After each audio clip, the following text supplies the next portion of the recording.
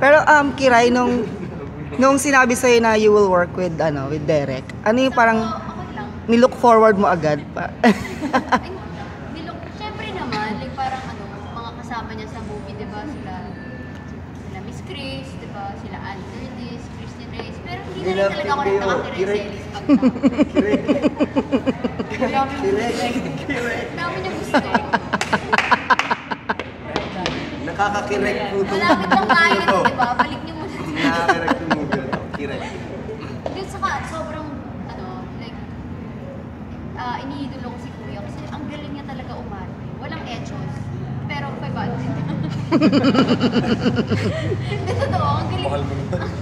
Ang galing niya umarte. Ano talaga? Hindi siya isa sa mga crush ko. Pero talagang sa pag-arte talaga, talagang ang galing niya. Like, hindi lang siya basta pogi, puro pa labas ng abs, pa-cute. Ano lang, magaling talaga siya. Ang laki na Seriously, abs nito eh, no? Oo nga, may century 2 na abs pa naman ngayon. Kasi yung ibang katawan lang, di ba? Pero pag umarte na, balong-balong naman, di ba? Yung mga ganyan.